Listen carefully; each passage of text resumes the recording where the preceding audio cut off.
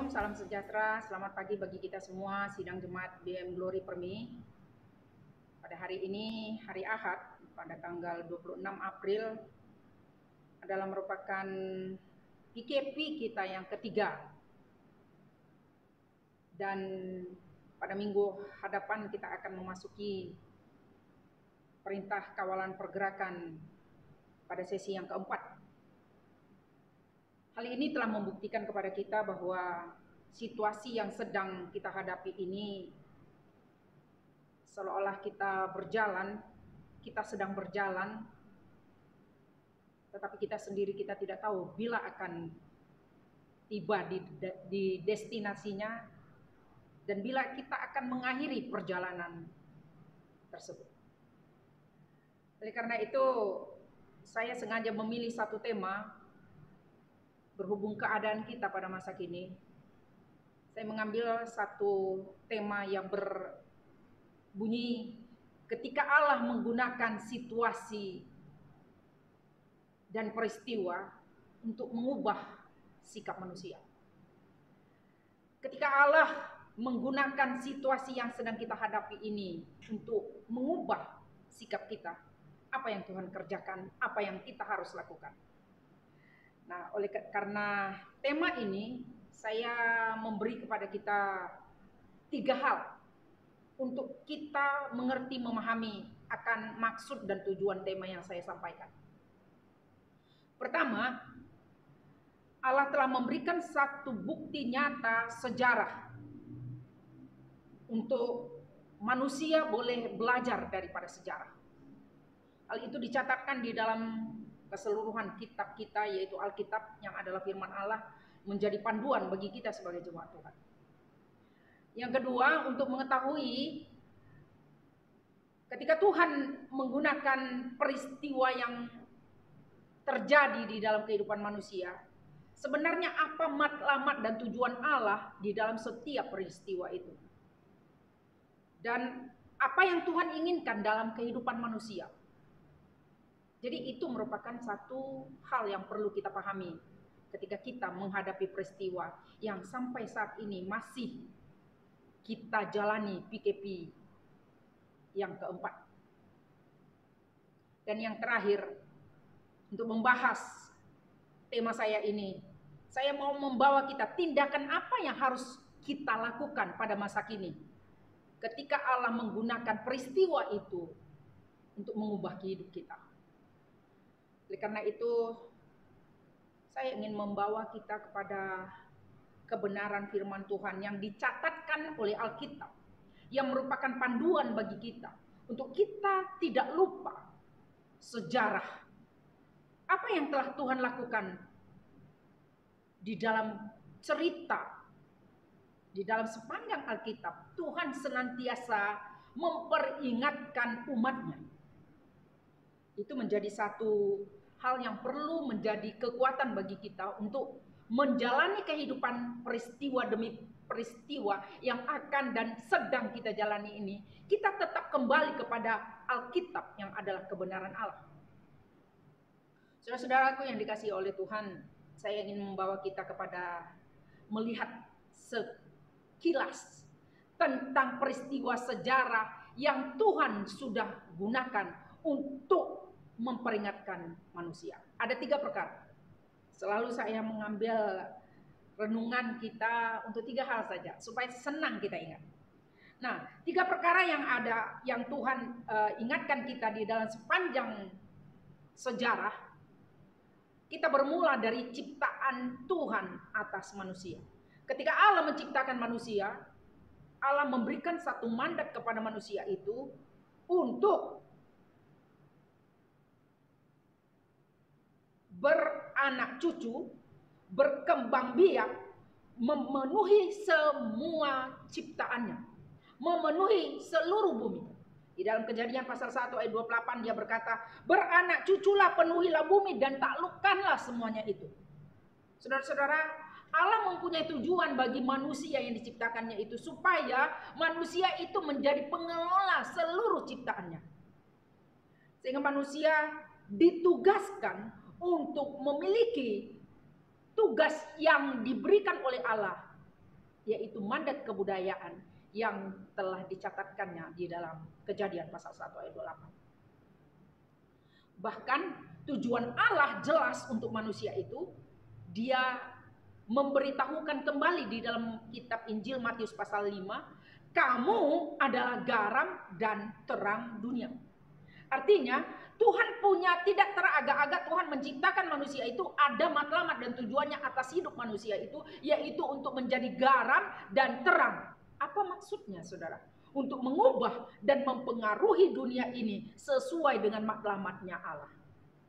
Saudara-saudara, tetapi rupanya tujuan Allah yang semula itu, yang telah diungkapkannya melalui mandat kebudayaan dan yang telah dinyatakannya di dalam kitab Injil Matius, bahwa kita adalah pengubah, agen perubahan, agen yang mengubah dunia ini, tetapi ternyata tidak sesuai, tidak begitu melakukan tujuan yang dimaklamakan oleh Allah.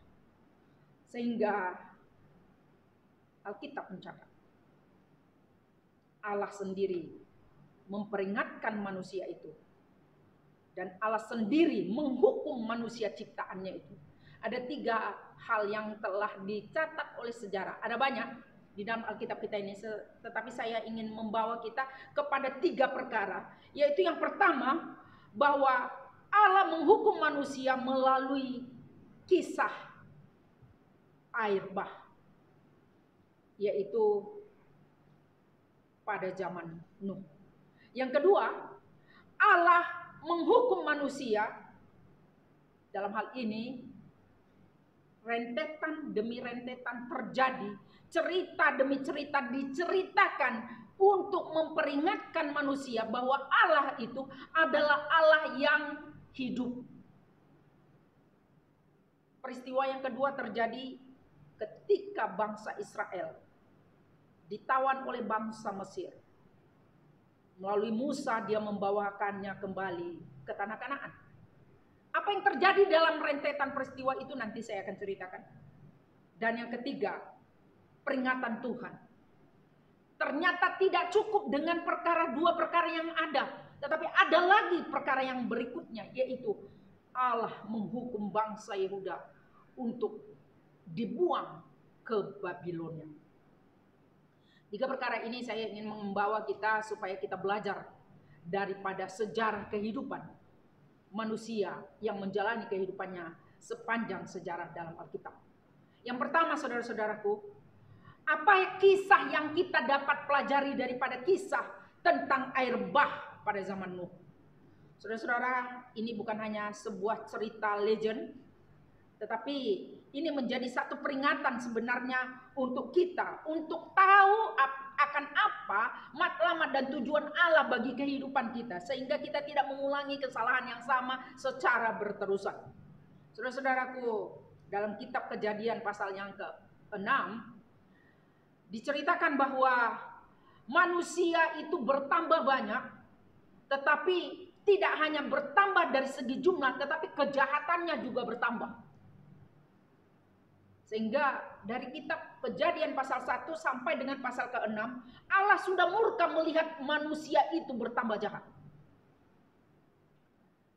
Tetapi ada satu hal yang terselip di dalamnya, yaitu apa? Bahwa seorang keluarga Nuh menjadi satu pribadi yang mendapat kasih karunia Allah pada masa itu. Sehingga melalui orang inilah dunia diselamatkan. Hidup diselamatkan. Manusia boleh menggenerasikan kehidupannya sehingga pada saat ini. Saudara, peristiwa yang terjadi di dalam kitab Kejadian pasal 6 sampai dengan pasal yang ke-9 itu menceritakan bagaimana Tuhan menurunkan hujan selama 40 hari 40 malam. Dan air itu berkuasa selama 150 hari. 150 hari berarti bagi 31 bulan, kurang lebih 5 bulan. Air itu berkuasa di permukaan bumi. Saudara-saudara, itu tercatat di dalam kitab Kejadian 7 ayat yang ke-12 dan 24. Artinya Allah telah memperingatkan manusia itu supaya manusia itu tidak boleh jauh daripadanya. Tetapi apa yang terjadi, saudaraku? Sejarah telah mencatat bahwa ternyata kejahatan di muka bumi begitu jahatnya sehingga Allah memberi penghukuman. Adakah generasi Nuh sehingga pada saat ini telah membuat perubahan? Saudara, kita melihat kejahatan tetap berterusan. Tetapi mungkin kebanyakan orang yang ateis berkata, Tuhan itu mati. Tuhan itu kenapa dia diam melihat kejahatan yang begitu banyak? Kenapa Tuhan diam ketika peristiwa yang terjadi pada saat ini? Di mana Tuhan? Mungkin orang-orang lain tertentu ingin berkata demikian. Tetapi saudara, kejahatan adalah merupakan puncak daripada semua kemurkaan Tuhan. Saudara, peristiwa yang kedua yang telah dicatatkan oleh sejarah itu bercerita tentang kehidupan bangsa Israel yang ditawan oleh bangsa Mesir. Peristiwa ini menjadi satu catatan dalam sejarah supaya manusia tahu bahwa Tuhan itu adalah Allah yang memelihara, Allah yang melindungi umatnya.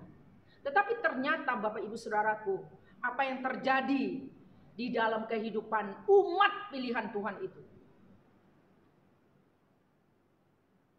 Di depan mata mereka, ketika mereka telah diizinkan oleh Raja Firaun untuk keluar dari tanah Mesir, tetapi dengan tidak tulus untuk memberikan bangsa itu keluar, apa yang terjadi, saudara? Kita mencatat bahwa Raja Firaun mengejar bangsa Israel itu sehingga sampai di Laut Tibrau, Laut Merah. Sehingga orang-orang Israel, bangsa Israel mulai memberontak kepada Musa. Dia berkata, oleh karena ketakutan yang mereka alami, bangsa Israel yang merasa ketakutan ini, dia berkata kepada Musa, apakah karena kuburan di Mesir tidak ada sehingga engkau mau membawa kami mati di padang gurun ini? Tetapi Musa adalah manusia yang sabar. Dia berkata kepada bangsa Israel, janganlah takut. Berdirilah tetap dan lihatlah keselamatan yang daripada Tuhan yang akan diberikannya kepadamu pada hari ini. Sebab orang Mesir yang kamu lihat hari ini tidak akan kamu lihat lagi untuk selamanya. Tuhan yang berperang bagi kamu dan kamu akan diam saja. Saudaraku yang dikasihi oleh Tuhan, hal ini memberikan kepada kita satu peringatan bahwa bangsa Israel yang merupakan umat pilihan Tuhan itu, ketika mereka diperlihatkan suatu peristiwa yang spektakuler, ternyata tidak juga membuat mereka bertobat dan hidup mempermuliakan nama Allah. Apa yang terjadi ketika mereka sedang berhadapan dengan Laut Tibrau, sedangkan para kuda Raja Firaun dengan semua pasukannya sedang memburu mereka. Mereka menjadi ketakutan. Tetapi apa yang terjadi, saudaraku? Di dalam kitab Keluaran, dia berkata bahwa orang Israel yang merasakan begitu takutnya, Tuhan berkata kepada Musa, ulurkan tanganmu dan tongkatmu kepada air itu. Maka seketika Laut Tibrau pada waktu itu terbelah menjadi dua. Di depan bangsa Israel, mereka melihat keajaiban Tuhan. Di depan bangsa Israel itu Tuhan melakukan mujizat yang begitu spektakuler. Tetapi ternyata tidak membuat mereka juga hidup takut akan Tuhan. Bangsa Israel harus berjalan di tanah yang kering, sedangkan air Laut Tibrau berada di kanan kirinya menjadi tembok perantaraan mereka. Saudara, peristiwa itu ternyata tidak juga membuat bangsa itu takut akan Tuhan. Peristiwa demi peristiwa terjadi. Adakah manusia makin baik? Ternyata tidak. Ini menjadi satu persoalan bagi kita. Dan tidak hanya berhenti di sana, saudaraku. Pada akhirnya di dalam satu catatan sejarah telah menyatakan, karena umat Tuhan, pilihan Tuhan itu jugalah yang memberontak kepada Tuhan, maka Tuhan juga memberikan penghukuman oleh karena kebebalan umatnya itu, sehingga mereka harus dihukum selama 70 tahun lamanya. Di dalam kitab Yesaya menceritakan bahwa apa saja dan siapa saja dapat dipakai oleh Tuhan untuk dibentuk menjadi umat yang takut akan Dia. Tetapi pembuangan yang terjadi di tengah-tengah kehidupan suku kaum Yehuda itu merupakan satu tanda bukti Tuhan murka terhadap umatnya. Mungkin Anda ingin berkata, kalau demikian, adakah Tuhan mampu menyelesaikan, membawa umatnya untuk sesuai dengan rencananya kembali? Tuhan adalah Allah yang hidup. Dia senantiasa tidak dipengaruhi oleh apa saja untuk memberikan hukuman kepada umatnya. Tuhan kita tidak diam. Tuhan itu adalah Allah yang dekat dengan umatnya.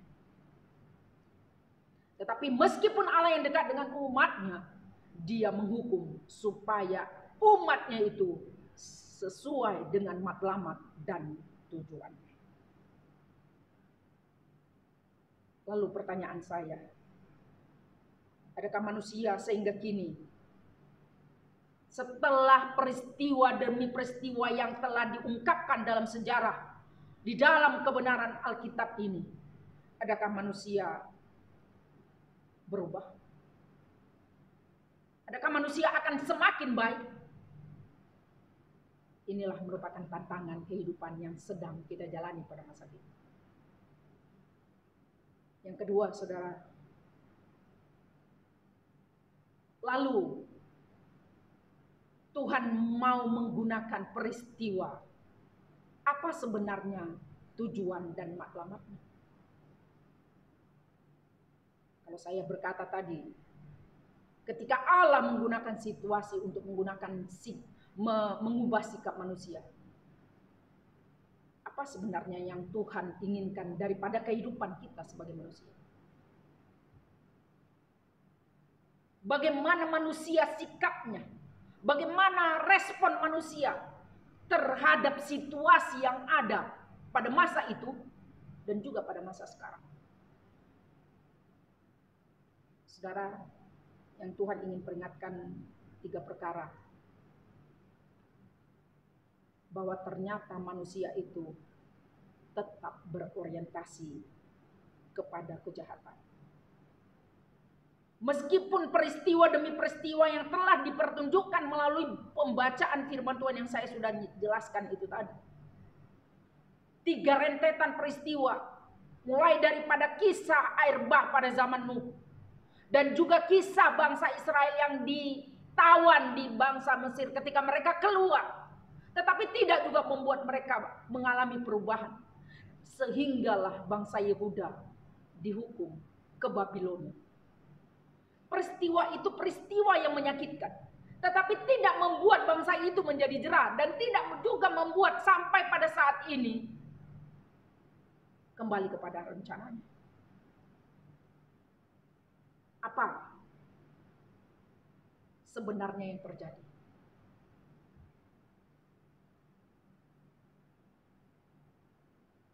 Mengapa manusia tidak berubah? Itu menjadi satu pertanyaan.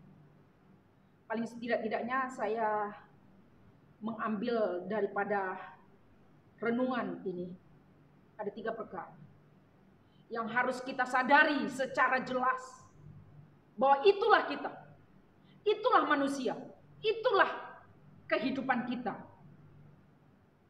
Sehingga mari kita kembalikan melihat apa yang dinyatakan oleh Alkitab. Pertama, Alkitab mencatat bahwa sikap manusia itu tetap berorientasi kepada perkara yang jahat.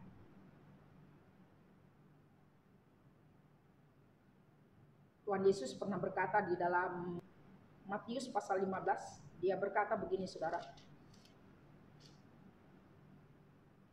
Bangsa ini memuliakan aku dengan bibirnya, padahal hatinya jauh daripadaku. Percuma mereka beribadah kepadaku, sedangkan ajaran yang mereka ajarkan ialah perintah manusia. Mengapa Tuhan mencela ibadah mereka? Saudara, oleh karena kesombongan. Oleh karena apa yang terjadi di dalam kehidupan manusia itu, di dalam kitab Markus pasal 7 ayat 20 dia berkata begini. Apa yang keluar dari dalam diri seseorang, itulah yang menajiskan. Sebab dari dalam hati orang timbul pikiran jahat, percabulan, pencurian, pembunuhan, perzinahan, keserakahan, kejahatan, kelicikan, hawa nafsu, iri hati, hujat, kesombongan, kebebalan. Dan semua itu timbul dari dalam diri seseorang. Itulah yang menajiskan. Bukankah perkara-perkara ini masih akrab dengan kehidupan manusia sehingga kini? Padahal kita sudah tinggal di zaman anugerah. Tetapi orientasi manusia tetap kepada perkara yang jahat. Meskipun mereka beribadah, dia berkata, bangsa ini memuliakan aku dengan bibirnya, padahal hatinya jauh daripada aku. Saudara-saudara yang dikasihi Tuhan, manusia ternyata tidak berubah meskipun dia melihat serentetan peristiwa yang terjadi, yang sedang dialami. Itulah kehidupan manusia. Yang kedua, manusia tidak belajar daripada waktu, dari semua peristiwa yang telah terjadi.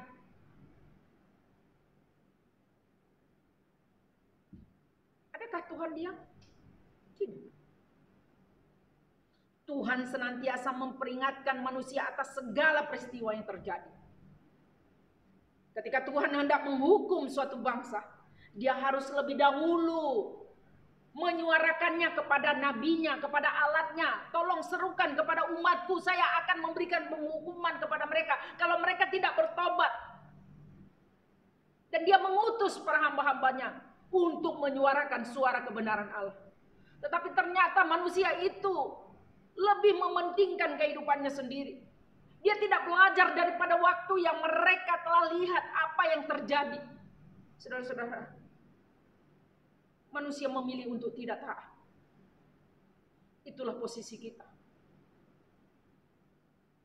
Padahal sesungguhnya Tuhan yang berfirman supaya kita mempergunakan waktu yang ada ini. Karena hari-hari ini adalah jahat. Efesus 2 ayat 3 dan pasal 5 ayat 16.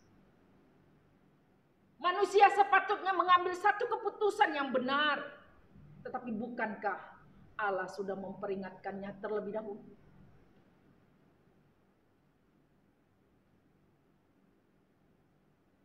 Sikap manusia. Yang ketiga, kelak semua apa yang kita lakukan ini akan kita pertanggungjawabkan di hadiratnya. Dalam 2 Korintus pasal 5 berkata ayat 10, sebab kita semua harus menghadap tahta pengadilan Kristus, supaya setiap orang memperoleh apa yang patut diterimanya sesuai dengan yang dilakukan dalam hidupnya, baik ataupun jahat. Saudara, Tuhan itu memberikan kita kehendak bebas untuk memilih. Tuhan tidak menjadikan kita menjadi manusia robot yang sesuai dengan kalau tidak mau, buat. seperti permainan robot anak-anak itu, saudara. Tuhan tidak melakukan kita seperti itu. Tuhan memberi kepada kita pilihan. Apa pilihan Anda? Tetapi sikap manusia tidak juga berubah. Lalu pertanyaannya, apa yang kita lakukan kalau demikian, Pastor?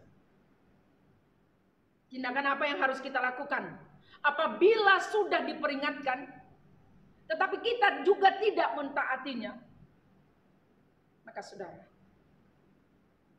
hukuman segera akan berlaku. Saudara-saudara, saya ingin membawa kita bahwa Tuhan sudah memperingatkan. Sejarah sudah dicatat. Lalu, apa tindakan kita? Bagaimana tindakan kita? Apa yang harus kita lakukan?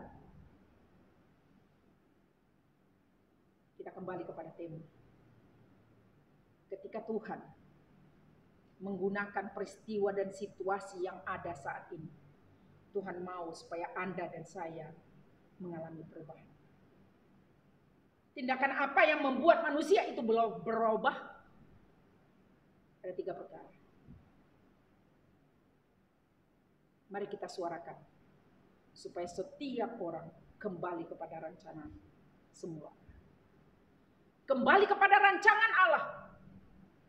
Kalau kita tidak masuk kepada rancangannya, tidak kita kembali kepada rencana Allah yang semula, maka kita akan terus tergenerasi kepada kehendak bebas kita. Tuhan memperingatkan supaya kita tidak mengambil tindakan secara duniawi, kedagingan kita. Tetapi Tuhan mau supaya kita kembali kepada rencananya. Apa yang Tuhan rencanakan kepada kehidupan kita, saudaraku? Kita orang percaya harus tahu, sesungguhnya strategi iblis yang dari semula sehingga saat ini ingin memisahkan Anda dan saya terpisah dan jauh dari Allah. Itulah matlamat iblis. Supaya Anda dan saya terpisah daripada hadiratnya. Supaya kita senantiasa berada di bawah kontrol daripada iblis. Pada hari ini, saudara, mari kita kembali. Allah sudah menggunakan berbagai-bagai peristiwa sebagai sejarah yang perlu menjadi peringatan bagi kita untuk mengubah kehidupan kita untuk kembali kepada rencananya. Allah merencanakan sesuatu yang indah bagi kehidupan Anda dan saya. Mari kembali kepada rancangan itu. Rancangan semula Allah kepada kehidupan kita untuk pakai kehidupan kita, berkuasa menaklukkan segala ciptaannya, kata firman Tuhan dalam Mandat Kebudayaan Kejadian pasal 1 ayat 28 tadi. Mari kita kembali kepada rencana semula Allah. Kita kembali kepada apa yang dikatakan, kamu adalah garam dan terang dunia. Saudaraku yang dikasihi Tuhan, mari kita kembalikan posisi kita, status kita sebagai warga kerajaan Allah, menjadi berkat bagi banyak orang, menjadi menggarami orang, menerangi orang, memberikan solusi kepada setiap orang yang sedang bermasalah sesuai dengan kebenaran firman. Bapak, Ibu, saudaraku yang dikasihi Tuhan, Allah mau supaya Anda dan saya berada di dalam rencana itu. Karena setiap rancangan yang dinyatakan oleh Allah dalam kitab Yeremia pasal 29, dia berkata bahwa rancangan itu adalah rancangan yang mendatangkan hari depan yang penuh dengan harapan. Itulah yang Tuhan rancangkan kepada saudara dan saya. Oleh karena itu mari kita hidup. Meskipun kondisi yang ada ini, mari kita mengubah kehidupan kita sesuai dengan rencananya. Yang kedua, saudaraku, selain kita hidup di dalam rancangan semulanya Allah, setiap orang memerlukan Injil. Setiap orang memerlukan Injil. Dunia ini sedang memerlukan Injil. Karena Injil itu apa dan siapa? Apa itu Injil dan siapa Injil itu? Itu yang menjadi persoalannya. Mungkin selama ini kita sudah memberitakan Injil, tetapi mari kita kembalikan, karena itulah Yesus Kristus adalah Injil itu. Itu yang perlu kita suarakan, saudaraku. Manusia itu perlu Injil. Karena Injil itu adalah kuasa Allah yang dapat mampu menyelamatkan setiap orang. Apabila kita memberitakan Injil, Anda sedang mendemonstrasikan kuasa Allah kepada setiap orang. Dia berkata dalam Roma pasal 1 ayat 16, bahwa Injil itu adalah kekuatan Allah yang menyelamatkan setiap orang yang percaya kepadanya. Manusia perlu Injil itu. Lalu siapa Injil itu? Yesus Kristuslah Injil itu. Karena di luar daripada kehidupan Yesus Kristus, manusia tidak memperoleh apa-apa. Yohanes 15 ayat 5. Di luar aku, kata Yesus Kristus, kamu tidak akan memperoleh apa-apa. Karena itu, mari kita kembalikan Injil, yaitu Yesus Kristus. Kita proklamirkan Yesus Kristus kepada dunia ini. Karena dialah Allah yang memberikan keselamatan kepada setiap orang. Dan yang terakhir, hiduplah dalam kesetiaan Tuhan. Masalah akan terjadi dan akan terus terjadi. Sepanjang kehidupan kita, masalah tidak akan pernah berhenti. Tetapi, saudaraku, ketika kita berhadapan dengan masalah itu, bagaimana kita menyelesaikan masalah itu? Itu yang penting. Tuhan menuntut kesetiaan kepada setiap kita. Ketika kita setia, Dia tetap setia. Walaupun engkau tidak setia, Tuhan tetap setia. Tetapi saudara, Tuhan sedang mencari siapa orang yang setia. Di dalam kitab Amsal pasal 20 berkata bahwa hanya orang-orang yang dapat dipercaya itulah yang akan mendapat banyak berkat. Siapa orang itu? Orang itulah yang setia. Karena kesetiaanku dan kasihku akan terus menyertai orang-orang yang setia itu. Saudara yang dikasihi Tuhan, apapun yang saudara alami pada saat ini, mari kita bertindak untuk tetap setia kepadanya. Setia tidak hanya sehari, bukan hanya dituntut satu hari, oh saya setia untuk melakukan pekerjaan saya. Tetapi kesetiaan itu menuntut sampai akhir kehidupan kita. Adakah kita bersedia untuk menjadi orang yang setia? Setia dalam segala hal. Saya berkata setia dalam segala hal. Ketika Tuhan memerintahkan Anda untuk meskipun kita berada di rumah, adakah kamu berdoa, merenungkan firman Tuhan, membaca Alkitab? Adakah kamu setia melakukannya? Meskipun kita tidak beribadah di tempat ini, tetapi engkau tetap menjalankan ibadahmu sebagai bentuk kesetiaanmu kepada Tuhan. Ada banyak. Saya tidak perlu panjang menceritakannya. Tetapi yang Tuhan inginkan adalah orang-orang yang setia. Karena apa? Kesetiaan dan kasih Tuhan akan menyertai orang-orang yang setia. Dan karena namaku, tanduknya semakin tinggi. Artinya Tuhan akan meninggikan. Tuhan akan memberkati. Tuhan akan menolong. Tuhan akan melindungi setiap orang yang setia kepadanya. Yang terakhir, saudara, kesimpulan. Jadi ketika Tuhan menggunakan peristiwa yang sedang terjadi, Tuhan mau kita sebagai manusia ciptaannya belajar daripada sejarah, peristiwa-peristiwa yang Tuhan sudah nyatakan sebelumnya. Melalui Alkitab yang kita boleh baca dan kita boleh belajar daripadanya. Tuhan mau kita berada tetap di dalam rencananya, di dalam tujuannya. Sehingga Tuhan mau kita dijadikannya alat untuk terus menjadi saluran berkat kepada banyak orang. Kiranya firman Tuhan ini menjadi peringatan kepada kita. Ketika Tuhan menggunakan situasi ini, mari kita datang. Tuhan mau supaya Anda dan saya berada di dalam rencananya. Mari kita mengubah sikap kita terhadap peristiwa yang terjadi. Mari kita sensitif. Apa yang harus saya lakukan semasa masa berkurung ini? Mungkin ada banyak orang yang memerlukan pertolongan di luar sana. Tetapi Anda di rumah, bagaimana posisi kita untuk tetap menolong orang lain meskipun kita tidak harus memberikan lawatan, dengan cara berdoa kepada Tuhan melalui orang-orang tersebut. Memberikan bantuan kepada mereka, memberikan pertolongan kepada mereka. Sehingga inilah merupakan solusi bagi kita.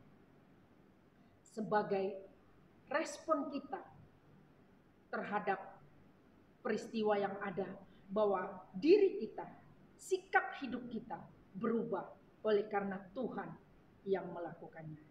Tuhan memberkati saudara yang berada di rumah, dan kiranya Tuhan terus memberikan pertolongan kepada kita untuk tetap hidup di dalam situasi yang ada ini, tetap sensitif kepada Tuhan. Mari kita berdoa. Bapa di sorga, Bapa di dalam nama Tuhan Yesus, kami datang di hadapan-Mu membawa semua anggota jemaat kami BM Glory Permi Tuhan, dimanapun mereka berada. Kami berdoa supaya Tuhan Engkau menyertai mereka apabila mereka berada dalam keadaan berkekurangan. Mari Tuhan Engkau memberikan kepada mereka juga pertolongan.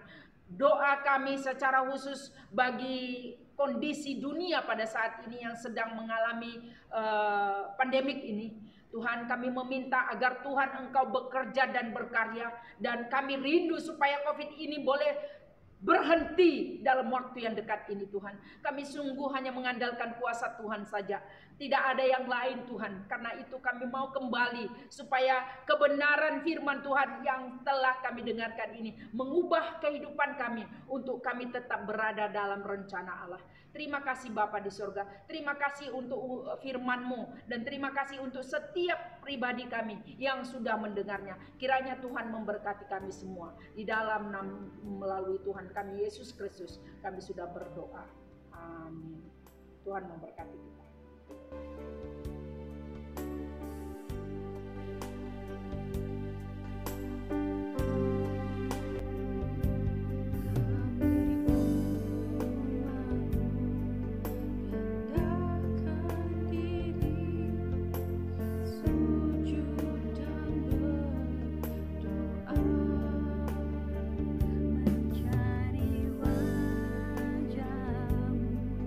Berbalik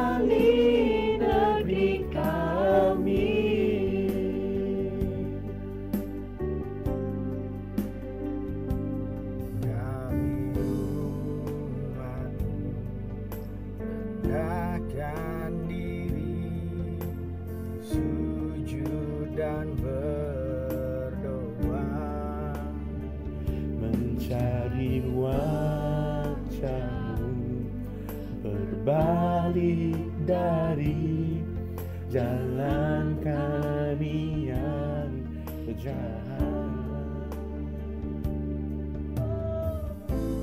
Oleh anugerah-Mu, ampunilah.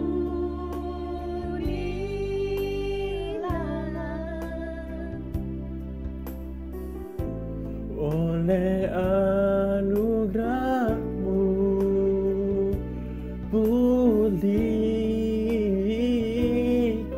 pulihkanlah Tuhan, pulihkan Bapa, pulihkan,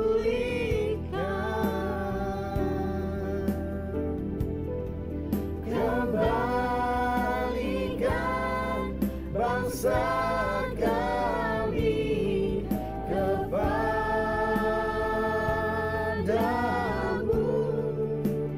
Tuhan, pulihkan, ampunilah bangsa kami,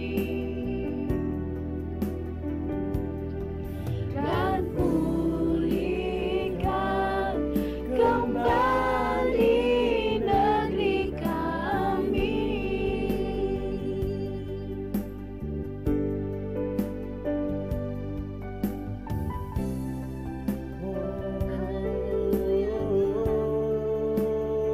Hanya Kau Yesus penyelamat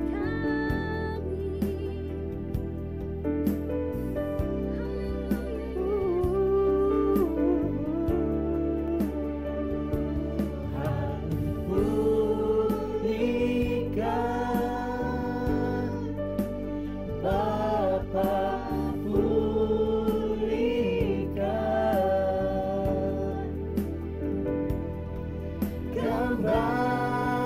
kembalikan bangsa kami kepadamu. Tuhan, pulihkan, ampunilah bangsa kami, dan pulihkan kembali negeri kami.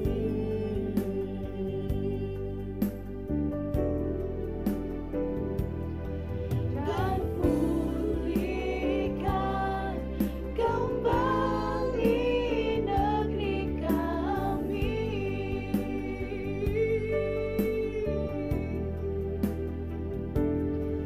Dan pulihkan kembali negeri kami.